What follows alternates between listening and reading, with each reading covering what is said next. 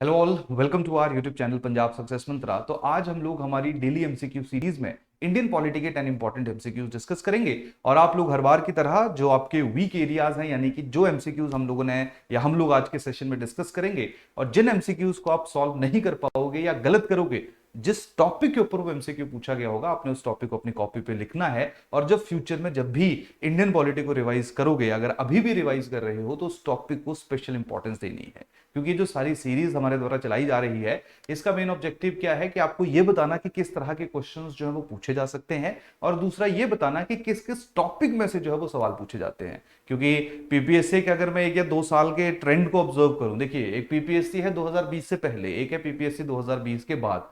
2020 से पहले जो प्रीलिम्स में नेचर ऑफ क्वेश्चंस था वो बहुत मुश्किल नहीं हुआ करता था। अगर मैं पीसीएस एग्जाम की बात करूंगा तो मेंस भी उतना कॉम्प्लिकेट हमें देखने को नहीं मिलता था। लेकिन जो अभी लास्ट पेपर पीसीएस का हुआ है, या ज्यादा दूर क्यों जाना है, अभी जो नायब तहसीलदार का आप लोगों का एग्जाम रहा है, उसका जो लेवल है वो काफी अच्छा है। और आप लोगों को उसी तरीके से जो वो प्रिपरेशन करनी पड़ेगी, क्योंकि चीजें जो है वो अब लोग धीरे धीरे अब चीजें जो है वो धीरे धीरे चेंज हो रही हैं। तो इन एमसीक्यूज की सहायता से कैसे क्वेश्चन पूछे जा रहे हैं या जा सकते हैं, और कौन से टॉपिक्स में से जो है या कौन से टॉपिक्स को अपने स्पेशल इंपॉर्टेंस देनी है, इन दोनों के ऊपर काम करना जो है वो आप लोगों के लिए बहुत ज्यादा जरूरी है। ताकि जो गलतियां हैं वो आप अभी कर लो, फाइनल एग्जाम में जाके गलती करने का जो है वो फायदा नहीं रहेगा। क्योंकि ध्यान रखिए, पीसीएस का एग्जाम ऐसा नहीं है कि हर साल ही आ रहा है। क्लियर, जैसे यूपीएससी की तरह या आईएएस की तरह जो है, या कुछ स्टेट एग्जाम्स की तरह हर साल पीसीएस का एग्जाम हमें देखने को नहीं मिलता है। कभी 2 साल में आ गया, कभी 3 में आ गया, कभी 4 में आ गया। तो आप लोगों की अभी जो भी अटेम्प्ट होगी, यानी कि जैसे नोटिफिकेशन आएगी, काफी लोग पूछते रहते हैं कि कब नोटिफिकेशन आएगी। तो देखिए, नोटिफिकेशन आ सकती है कभी भी, वो हो सकता है 2 महीने में आए, 1 महीने में आए, 4 महीनों में आए, 6 महीनों में आए। लेकिन एक चीज ध्यान रखिए कि नोटिफिकेशन के बाद जो वो प्रिपरेशन नहीं हो सकती, क्योंकि उसके बाद का जो टाइम पीरियड है वो बहुत रिस्ट्रिक्टेड होता है। ये तो लास्ट टाइम कोविड के कारण चीजें जो है वो काफी एक्सटेंड हुई। लेकिन वैसे इन जनरल देखा जाता है तो 4-5 महीनों में नोटिफिकेशन के बाद जो वो ये चीजों को कोशिश करते हैं, पेपर को कोशिश करते हैं कि खत्म करवा दें। क्लियर, कभी कभी लिटिगेशंस की वजह से जो है वो चैलेंजेस या इश्यूज जरूर रहते हैं, लेकिन नोटिफिकेशन के बाद एग्जाम की प्रिपरेशन करना थोड़ा सा मुश्किल रहता है। क्लियर, तो आप लोग एक चीज ध्यान रखिए कि जब नोटिफिकेशन आए, तब तक आपकी प्रिपरेशन जो है वो इतनी अच्छी हो जानी चाहिए कि नोटिफिकेशन के बाद आप चीजों को सिर्फ रिवाइज करो। जितनी मल्टीपल टाइम आप चीजों को रिवाइज कर सकते हो, क्योंकि हमारा जो एग्जाम है, इसमें जो सिलेबस है, इसमें जो बुक्स वगैरह हम लोग पढ़ते हैं, उनकी कोई ऐसा नहीं है कि मैं आपको कहूँ कि ये किताब पढ़ लो इसी में से सवाल आएंगे। क्लियर, क्वेश्चंस कहीं से भी पूछे जाते हैं। But at the same time जो ब्यूटी ऑफ दिस एग्जाम है वो ये है कि कट ऑफ जो है वो बहुत ज्यादा नहीं आती। कि जैसे मान लीजिए कि 400 नंबर का पेपर है, तो आई थिंक लास्ट टाइम जो वो 240s में जो है वो हम लोगों को कट ऑफ जो वो देखने को मिली थी। क्लियर, तो अप्रोक्सीमेटली 60-62% के आसपास। तो इससे पीछे नो डाउट कट ऑफ जब वो बहुत ज्यादा गई थी, लेकिन लास्ट टाइम जो है वो पेपर का लेवल थोड़ा डिफरेंट था। चाहे सीसेट की मैं बात करूंगा या जीएस की बात करूंगा, यही कारण है कट ऑफ में भी हम लोगों को काफी डिप देखने को मिला। तो कहानी क्या है कि अगर मुश्किल पेपर आ जाएगा तो वो सबके लिए मुश्किल होगा। आप लोगों को एटलीस्ट जो बेसिक चीजें हैं उनको जो है वो कंकर करने की, उनको कंट्रोल करने की जो वो कोशिश करनी है। तो चलो, आज का जो सेशन है उसकी हम लोग शुरुआत करते हैं। ये हमारे कुछ इनिशिएटिव्स हैं पीसीएस के लिए, पीपीएससी के एग्जाम्स के लिए डिफरेंट इनिशिएटिव्स रहते हैं। इसके साथ साथ जैसे आजकल कॉपरेटिव इंस्पेक्टर आ रहा है, आई थिंक 11 तारीख को जो है उसका पेपर है, तो उसके लिए जो वो एक मैराथन सेशन चल रहा है, सुबह 8 बजे वो शुरू हो जाता है, शाम तक दोपहर तक जो है वो सेशन 2:30 बजे तक जो वो सेशन चलता रहता है। इसके अलावा कॉपरेटिव इंस्पेक्टर के लिए टेस्ट सीरीज वगैरह भी चल रही है। ऑफलाइन भी आप यहाँ पे, हमारा जो चंडीगढ़ सेंटर है 25D चंडीगढ़ में, क्लियर, वहां पे भी आप ऑफलाइन आके दे सकते हो। कल ही काफी बच्चे जो हैं वो टेस्ट सीरीज में आए हुए थे, उन्होंने जो वो टेस्ट दिया, उसके बाद जो हमारे टीचर्स हैं उनके साथ उन्होंने बात की। क्योंकि ऑनलाइन में ये जरूर रहता है कि, है ना, काफी बच्चे कंप्लेन करते रहते हैं, या शायद उनकी इच्छा रहती है कि वो उन टीचर्स से मिले, उनसे बात करें, स्पेसिफिकली जो हमारी कोऑपरेटिव इंस्पेक्टर वाली टीम है, क्योंकि वो बहुत समय से जो है वो मेहनत कर रहे हैं, बहुत समय से जो वो आप लोगों के लिए कंटेंट जनरेट कर रहे हैं। तो बच्चे भी इसको, या जो एस्पिरेंट्स हैं, स्टूडेंट्स हैं, वो भी उसको बहुत ज्यादा अप्रिशिएट करते हैं। तो काफी स्टूडेंट जो वो कल मिलने भी आए हुए थे। क्लियर, तो हम लोग वैसे चाह रहे हैं, अभी तक कुछ बड़ा फाइनल जो भी कंक्रीट प्लान होगा वो तो जरूर आपके साथ ही शेयर किया जाएगा, कि पंजाब सक्सेस मंत्रा जिसमें पीसीएस है या बाकी हमारे एग्जाम्स हैं पंजाब के, क्लियर, उनके लिए भी ऑफलाइन क्लासेस जो उनकी शुरुआत की जाए।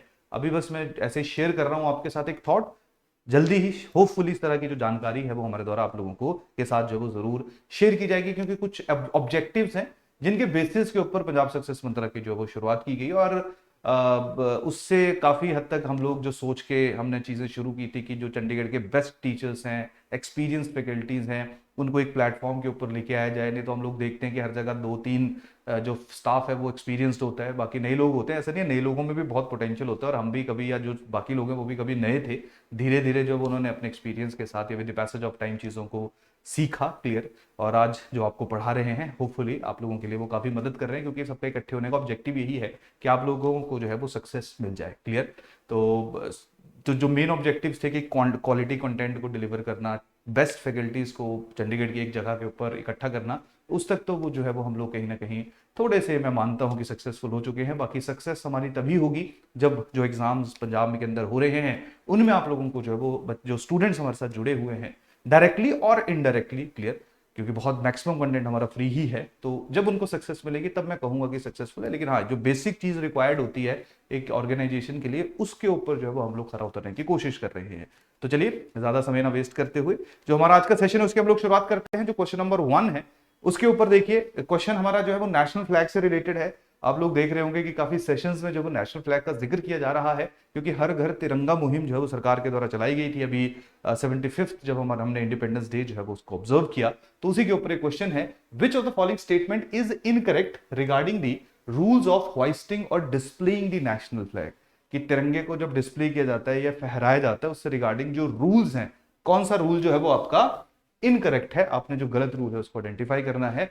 पहला है, एनी पर्सन, ऑर्गेनाइजेशन, प्राइवेट और पब्लिक और एजुकेशनल इंस्टीट्यूशन कैन होइस्ट और display the try colour on all days. तो जैसे मैंने आपको बार बार बताया भी हुआ है कि जब ऑल, मस्ट, ओनली, क्लियर, इस तरह के जो जब वर्ड्स यूज किए जाते हैं तो उनको थोड़ा सा आपने सस्पिशियस नजरों से देखना है, क्योंकि यहां पे गलती होने के जो चांसेस हैं वो ज्यादा रहते हैं। दूसरा है, अगर सही या गलत है वो तो आप बताएंगे, the flag can be as big or small as one wants but the ratio of length to height या और length to width of the national flag shall be 2:3। ठीक है, जो लेंथ, लंबाई और चौड़ाई आपकी है उसकी 2 से 2/3 3 जो है या 2:3 जो है वो आपकी रेशियो होनी चाहिए। तीसरा है, the national flag can not be flown on any vehicle with some exception. Clear, जो व्हीकल्स उनके ऊपर नेशनल फ्लैग को आप नहीं फहरा सकते हो। क्लियर, जैसे आप लोग देखते हो कि अभी जब हमारे इंडिपेंडेंस डे भी था तो लोगों ने गाड़ियों के आगे, बाइक्स के आगे जो वो नेशनल फ्लैग लगाया हुआ था, तो वो लगा सकते हैं नहीं लगा सकते हैं उसके ऊपर एक स्टेटमेंट है, लेकिन साथ में लिखा है विद सम एक्सेप्शंस, यानी कि कुछ लोग या कुछ एक्सेप्शनल केसेस में गाड़ियों के ऊपर तिरंगा जो है वो भी लगाया जा सकता है। चौथा है, the flag must always be rectangle rather than a square और एनी अदर शेप।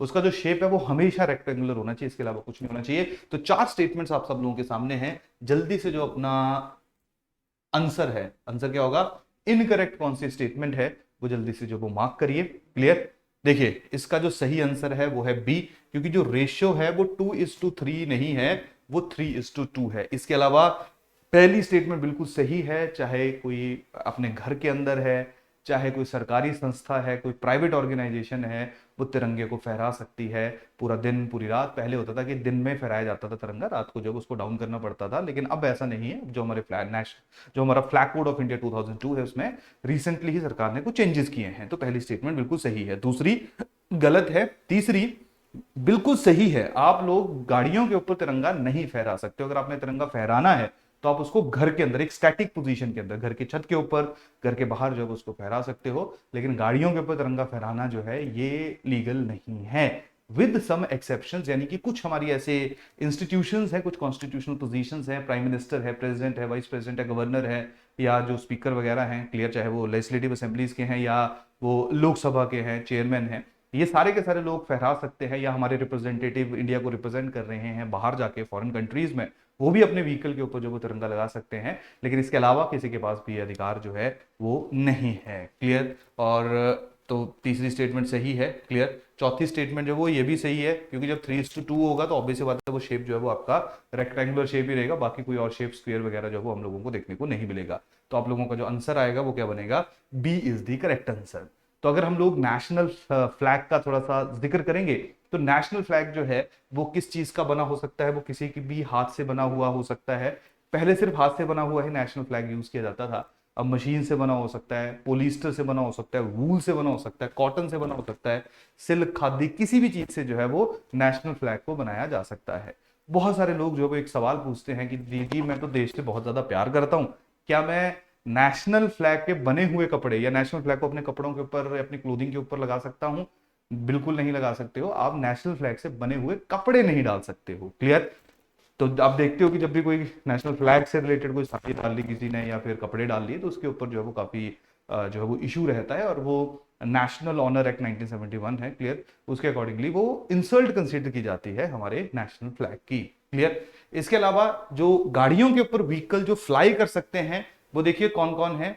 प्रेसिडेंट कर सकता है, वाइस प्रेसिडेंट है, गवर्नर है, लेफ्टिनेंट गवर्नर्स हैं, क्लियर। इसके साथ साथ प्राइम मिनिस्टर है और बाकी जो हमारे देश के मिनिस्टर्स हैं वो हैं, चीफ मिनिस्टर्स हैं, चीफ मिनिस्टर के जो मिनिस्टर्स हैं यानी कि स्टेट मिनिस्टर्स हैं वो सारे के सारे हैं, स्पीकर, डिप्टी स्पीकर, चेयरमैन है, क्लियर, जजेस हैं, चाहे सुप्रीम कोर्ट की बात की जाए या हाई कोर्ट की बात की जाए, क्लियर, या जो इंडियन रिप्रेजेंटेटिव अब्रॉड में है उनकी बात की जाए, ये सारे के सारे अपने जो गाड़ियां हैं उनके आगे तिरंगा या गाड़ियों के ऊपर जो वो तिरंगे को लगा के उसको फ्लाई करवा सकते हैं, उसको फहरा सकते हैं, इसके अलावा कोई और नहीं फहरा सकता है। तो आपको ये जो एक्सेप्शंस हैं इनके बारे में जो वो पता होना चाहिए, क्लियर। पहला क्वेश्चन सबको क्लियर हो गया। चलिए इजी क्वेश्चन है दूसरा, लेकिन अगेन आप लोगों को थोड़ा सा नॉलेज जो है वो अच्छा होना चाहिए। दूसरा क्वेश्चन है, which of the following statement is और are correct regarding untouchability in India. पहला है, the Supreme Court held that right under Article 17 is not available against the private individuals. आप लोगों को पता ही होगा आर्टिकल 17 जो है वो बैन ऑन अनटचेबिलिटी की बात करता है। The term untouchability has not been defined either in the constitution और इन एनी एक्ट। तो दो स्टेटमेंट्स आपके सामने हैं कि जो अनटचेबिलिटी है, पहली बात है सुप्रीम कोर्ट ने ये कहा है कि जो अनटचेबिलिटी है, क्योंकि जब भी हम लोग फंडामेंटल राइट्स की बात करते हैं तो फंडामेंटल राइट्स जो है वो arbitrary action of the state के अगेंस्ट हम लोगों को प्रोटेक्शन देते हैं, यानी कि जो स्टेट है वो उनकी वायलेशन नहीं कर सकती है। बहुत सारे फंडामेंटल राइट ऐसे हैं जो प्राइवेट इंडिविजुअल्स के अगेंस्ट नहीं चलते हैं। तो आर्टिकल 17 में भी सुप्रीम कोर्ट ने यही कहा कि जी आर्टिकल 17 जो है ये अनटचेबिलिटी वाला जो है प्राइवेट इंडिविजुअल के खिलाफ नहीं होगा, ये सिर्फ स्टेट के खिलाफ है, ये स्टेट की ही रिस्पॉन्सिबिलिटी है, क्लियर। स्टेट उसको वायलेट नहीं कर सकता है। सेकंड जो है कि अनटचेबिलिटी जो टर्म है उसको कहीं भी डिफाइन नहीं किया गया है, ना कॉन्स्टिट्यूशन में किया गया है, ना ही जो है वो किसी लॉ किसी कानून के अंदर किया गया है। क्योंकि हम लोग देखते हैं कि अनटचेबिलिटी को अगर कोई प्रैक्टिस कर रहा है तो उसके लिए मल्टीपल लॉज हमें हमारे देश के अंदर देखने को मिलते हैं। जो सबसे इंपैक्टफुल लॉ है वो है SC/ST prevention of atrocities act 1989। तो दूसरी स्टेटमेंट आपकी है। तो जल्दी से जो है वो अपना आंसर बताइए, फिर उसके बाद जो है वो हम स्पेसिफिक क्वेश्चन को डिस्कस करते हैं कि कौन सा क्वेश्चन जो है या कौन सा स्टेटमेंट जो है वो आपका सही है या गलत है। देखिए जो आर्टिकल 17 है ना, ये हमारा एब्सोल्यूट फंडामेंटल राइट है। हम लोग हमेशा पढ़ते हैं कि जो फंडामेंटल राइट्स हैं they are not absolute in nature, they are relative in nature, they can be violated, clear. जैसे आर्टिकल 19 है, आर्टिकल 19 के ऊपर 19 क्लॉज 2, 3, 4, 5, 6 ये रिस्ट्रिक्शन जो हम लोगों को देखने को मिलती हैं, क्लियर। आर्टिकल 20, 25, 26, 27 हर एक हमारा फंडामेंटल राइट जो है उसके ऊपर हम लोग देखते हैं कि रीजनेबल रिस्ट्रिक्शंस लगी हुई हैं, यानी कि your fundamental rights can be violated in some circumstances, but article 17 can not be violated in any circumstances. This specific fundamental right is absolute in nature, clear. और ये आपका सुप्रीम कोर्ट ने कहा है कि this specific article is available against the private individual. It means अगर private individual untouchability practice करता हुआ पाया जाता है तो उसके खिलाफ जो एक्शन लिया जाएगा। और SC/ST prevention of atrocities act 1989 जो है उसके ऊपर इंपोज किया जाता है, जिसमें नॉन बेलेबल ऑफेंस जो है उस इंडिविजुअल के खिलाफ जारी किया जाएगा। तो पहली स्टेटमेंट जो है वो आपकी बिल्कुल गलत है। दूसरी सही है, अनटचेबिलिटी जो है ये जुडिशरी के ऊपर छोड़ दिया गया है कि how they define the untouchability, क्योंकि अनटचेबिलिटी का जो डोमेन है, उसका जो दायरा है, उसके जो डायमेंशन है वो बहुत ज्यादा ब्रॉड है, क्लियर। उसको रिस्ट्रिक्ट नहीं किया जा सकता है कि ये स्पेसिफिक वर्ड जो है, ये स्पेसिफक एक्ट जो है वो अनटचेबिलिटी के अंदर आएगा। अनटचेबिलिटी किसी भी तरीके से हो सकती है, वो मेंटल हो सकती है, वो फिजिकल हो सकती है। तो यही कारण है अनटचेबिलिटी को किसी भी एक्ट एंड किसी भी जो हमारा या स्पेसिफिकली हमारा कॉन्स्टिट्यूशन उसके अंदर डिफाइन नहीं किया गया है। So second statement is correct. तो हमारा आंसर क्या बन जाएगा? B, that is two only.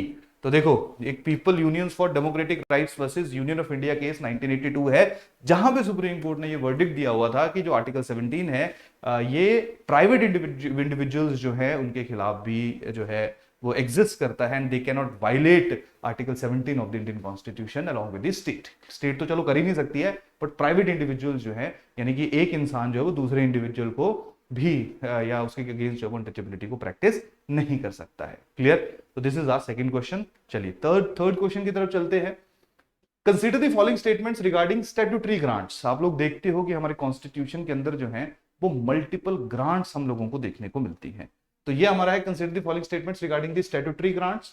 Statutory grants are granted under article 282। Statutory grants are given to the states on the recommendation of Finance Commission. Which of the statements given above is और are correct. तो हमने जो correct statement है उसको identify करना है और उसके बेसिस के ऊपर जो है वो अपना आंसर मार्क करना है। तो बड़ा मुश्किल सवाल तो नहीं है, लेकिन फिर भी अगर नहीं पढ़ा होगा तो ऑब्वियस सी बात है आप लोगों के लिए इस क्वेश्चन को सॉल्व करना जो है वो डिफिकल्ट हो सकता है। क्लियर? तो देखो, पहली बात, 282 में स्टैट्यूटरी ग्रांट का जिक्र नहीं है, 275 आर्टिकल में है। The statutory grants say yes, they are given to the states on the recommendation of finance commission. This statement is absolutely correct.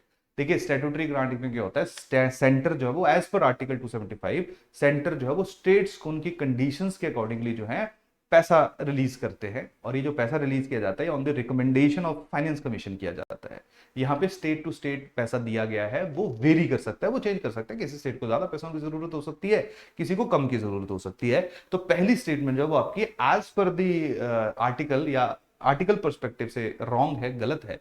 Again constitutional तो है ये, 275 आर्टिकल में जो उसका जिक्र किया गया है, लेकिन जो हमारी सेकंड स्टेटमेंट है ये बिल्कुल सही स्टेटमेंट है। तो हमारा आंसर जो बनेगा यहाँ पे वो भी क्या बनेगा, B, that is 2 only. Clear?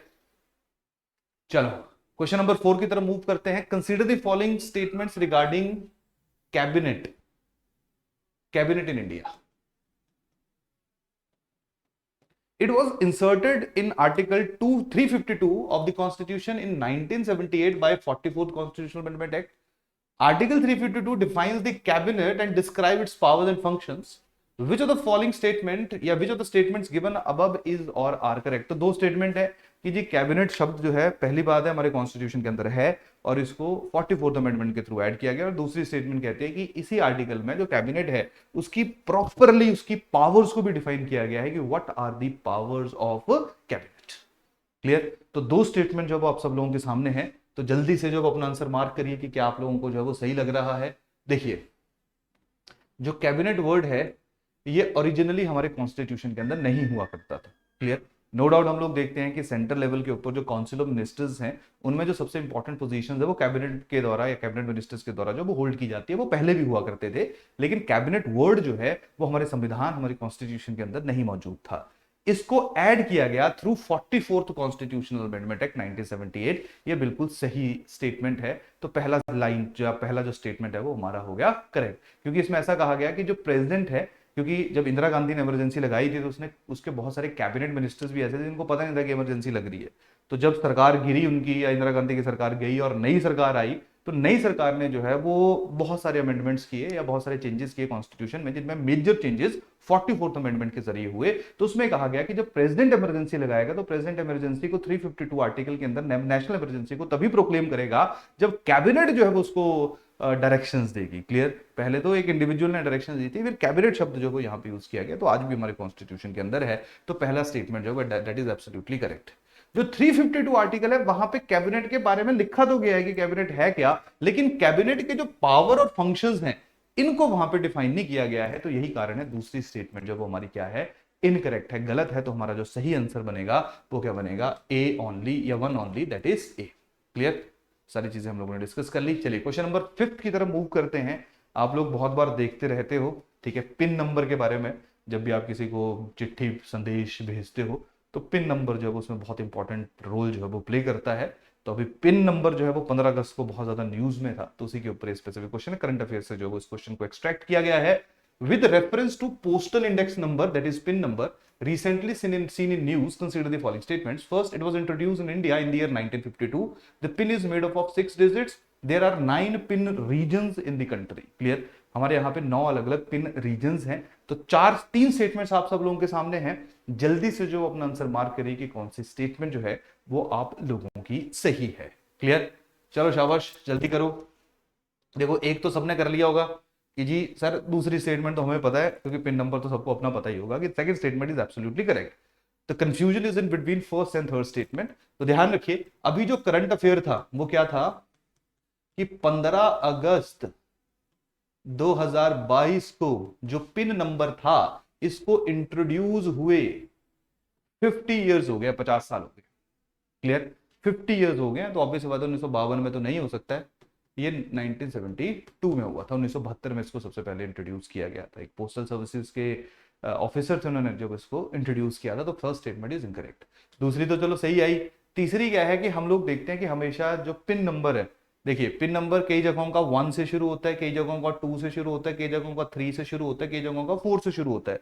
तो जो पिन नंबर में 6 हमारे डिजिट्स होते हैं, उनमें पहला डिजिट जो है वो हमेशा रीजन्स को बताता है कि कौन से रीजन का जो है या किस रीजन में स्पेसिफिक मेल को भेजना है। दूसरा रीजन जो है वो स्टेट या यूनियन टेरिटरी को बताता है। तीसरा जो है वो स्टेट के अंदर डिस्ट्रिक्ट्स को बताएगा। तो आप लोग देखते हो ना कि 1 7 1 6, ठीक है। तो इस पहला जो है वो रीजन की बात करता है, जैसे पंजाब है, हिमाचल है, इनमें हमेशा 1 से ही जो है वो आप लोग देखते हो कि पिन कोड जो है उसकी शुरुआत की जाती है। तो रीजन स्पेसिफिक पिन कोड का फर्स्ट नंबर रहता है। तो टोटल जो है वो 9 पिन रीजन ही है। Second statement is absolutely correct. तो 1 to 8 है, और जो 9th है वो जो आर्मी पोस्टल सर्विसेज होती है आर्मी वालों की, उसके लिए उसका जो पहला पिन कोड होता है वो 9 से शुरू होता है। क्लियर। तो इस तरीके से जो है वो हमारे टोटल 9 डिफरेंट डिफरेंट रीजन्स में जो है वो हमारे देश को या पोस्टल सर्विसेज के लिए डिवाइड किया गया है। तो जो हमारा आंसर बनेगा वो बी बनेगा। Second and third statement is correct. Clear. 6th question की तरफ मूव करिए। Which of the following statements are incorrect? Which of the following statements is और are incorrect regarding election of members of Rajya Sabha in India? आसान सवाल है पर ढंग से पढ़ना, गलती कर सकते हो।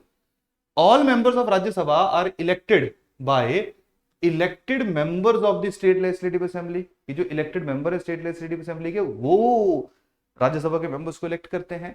दे are elected through system of PR, यानी कि proportional representation by single transferable vote. Clear. तो दो स्टेटमेंट जो आप सब लोगों के सामने हैं। जल्दी से जो गलत स्टेटमेंट है उसको आइडेंटिफाई करो और उसके बेसिस के ऊपर अपना आंसर जो है वो मार्क करो। क्लियर। देखो ये तो बिल्कुल सही है, दूसरी स्टेटमेंट तो करेक्ट है। पहली देखो, ऑल मेंबर्स ऑफ राज्यसभा, तो हमें पता है राज्यसभा में वैसे तो 250 मैक्सिमम है, 245 में से 233 इलेक्शन आते हैं और 12 जो हैं वो नॉमिनेटेड होते हैं। तो लिख दिया ना, all members of Rajya Sabha are elected by this. तो ये स्टेटमेंट आपकी गलत होगी। तो इनकरेक्ट, इनकरेक्ट इसकी रेफरेंस में जो है वो आपका इनकरेक्ट आ जाएगा बी। सेकंड स्टेटमेंट जो है, सॉरी ये बी नहीं बनेगा आपका, इनकरेक्ट पूछा है आपसे, तो फर्स्ट इज द इनकरेक्ट। तो आंसर जो है वो आपका बनेगा ए बनेगा, क्योंकि दूसरी स्टेटमेंट तो आपकी बिल्कुल सही है। आपने पहली वाली रेफरेंस को जो वो पिक करना है।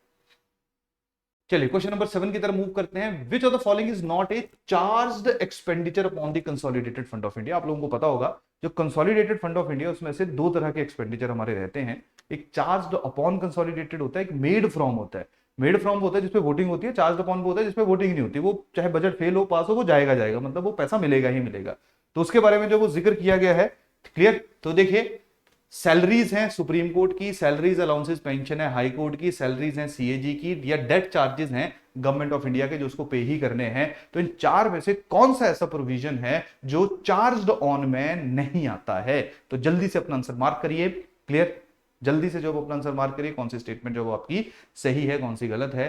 तो एक चीज ध्यान रखना, पहला तीसरा चौथा कंसोलिडेटेड फंड से चार्ज से ही खर्चा निकलता है सारा। और हाई कोर्ट के जजेस की जो पेंशन है ये भी कंसोलिडेटेड फंड ऑफ इंडिया से आती है। लेकिन जो सैलरी और अलाउंसेस मिलती है हाई कोर्ट के जजेस की, कंसोलिडेटेड फंड ऑफ स्टेट्स में से मिलती है, जिस राज्य में वो हाई कोर्ट का जज जो है वो सर्व कर रहा होगा। तो हमारी जो सेकंड स्टेटमेंट है वो गलत आ जाएगी, यानी कि वो इसका हिस्सा नहीं है। तो हमारा आंसर क्या बन जाएगा? B is the correct answer. Clear. कहानी समझ आ गई सबको? चलो क्वेश्चन नंबर 8 की तरफ मूव करते हैं। विच of the following grant is granted for a special purpose and forms not know part of the current services of the financial year? तो हम लोग देखते हैं ना कि अलग अलग तरह की ग्रांट्स होते हैं कि मान लीजिए जितना पैसा सैंक्शन हुआ उससे एक्सीड हो गया तो ग्रांट दी जाएगी। अगर कोई सर्विस के लिए पैसा सैंक्शन नहीं किया गया तो उस बजट में लेकिन जरूरत पड़ गई तो ग्रांट जो है वो देनी पड़ेगी। क्लियर। तो जैसे एक्सेस ग्रांट है कि जितना पैसा सैंक्शन हुआ तो ज्यादा हो गया। क्लियर। तो एक्सेस ग्रांट जो रिलीज करनी पड़ेगी। तो ये बताइए, no part of the current financial years, यानी कि ऐसा जो कभी पैसा जिस चीज के लिए यूज ही नहीं हुआ उसके लिए कौन सी ग्रांट जो है वो कॉन्स्टिट्यूशन के द्वारा रिलीज की जाती है? तो उसके बारे में 4 ग्रांट्स आप सब लोगों के सामने हैं। तो देखिए इसका आंसर जो है वो क्या है, जिसको हम लोग कहते हैं that is your exceptional grant. Clear. जो कभी भी बजट में नहीं ग्रांट या पैसा जिस सर्विसेज के लिए नहीं दिया गया है उसको हम लोग एक्सेप्शनल ग्रांट्स के नाम से जानते हैं। Question number 9, consider the following statements regarding composition of legislative council in India. The size of council depends on the size of assembly of the concern state. कि जो लेजिस्लेटिव काउंसिल बनेगी राज्यों में, उनका स्टेट की जो काउंसिल लेजिस्लेटिव असेंबली की strength उसके साथ रिलेशन होगा। पहली लाइन तो ये कह रही है 5/6 of total members of legislative councils are directly elected and 1/6 are nominated by the governor. The scheme of composition of legislative council as laid down in the constitution is tentative and not final, यानी कि उसमें changes जो वो किए जा सकते हैं, वो ऐसा नहीं है कि हमेशा ही रहेगी। क्लियर? तो 3 स्टेटमेंट जो आप सब लोगों के सामने हैं, जल्दी से जो अपना आंसर मार्क करिए कि कौन सा जो स्टेटमेंट है वो आपका सही है, क्या आप लोगों का सही आंसर यहाँ पे बनेगा। 3 स्टेटमेंट्स है। देखो, पहला तो बिल्कुल सही है कि हम लोग देखते हैं कि जितनी स्ट्रेंथ लेजिस्लेटिव असेंबली की होती है उसकी 1/3 से ज्यादा जो वो लेजिस्लेटिव काउंसिल की नहीं हो सकती है। क्लियर? एक कंडीशन जरूर है कि मिनिमम 40 होनी चाहिए। डन? कि अगर 1/3 of total strength of legislative assembly 40 से कम हो रहा है तो 40 जो उसकी स्ट्रेंथ रख दी जाएगी। 5/6 of total numbers of legislative assembly are directly elected. ये स्टेटमेंट गलत है क्योंकि लेजिस्लेटिव काउंसिल के जो मेंबर्स हैं वो तो इनडायरेक्टली इलेक्टेड होते हैं। क्लियर? 5/6 इनडायरेक्टली इलेक्टेड होते हैं, 1/6 they are nominated by the governor. तो सेकंड स्टेटमेंट इज इनकरेक्ट। ये सही है, पार्लियामेंट हैज द राइट, ठीक है, parliament will decide the scheme of composition, या parliament can change the scheme of composition. तो that third statement is absolutely correct. So पहला और तीसरी स्टेटमेंट हमारी सही है, तो आंसर हमारा क्या बन जाएगा? सी। क्लियर? चलिए लास्ट क्वेश्चन की तरफ मूव करते हैं। Consider the following statements regarding judges of High Court. The Constitution has not prescribed a minimum age for appointment as a judge of High Court. High Court के जज के लिए कोई minimum age नहीं है. A person appointed as a judge of High Court has to make and subscribe an oath or affirmation before the president. Oath जो है उसकी president के सामने होगी। Correct जो है उसका आंसर मार्क करिए। अब correct जो है वो जल्द पहले लिखा गया था, तो इसकी पहली स्टेटमेंट सही है क्योंकि यहाँ पे प्रेसिडेंट के सामने नहीं लिया जाता, यहाँ पे गवर्नर के सामने लिया जाता है। क्लियर? तो ये थे हमारे 10 इंपॉर्टेंट एमसीक्यूज। तो अपने जो वीक एरियाज हैं उनको आइडेंटिफाई करिए, देखिए कि कहाँ कहाँ आपकी गलती हुई है। क्लियर? तो इसी के साथ आज के सेशन को हम लोग खत्म करते हैं। नेक्स्ट सेशन में फिर मिलेंगे, तब तक के लिए थैंक यू, धन्यवाद।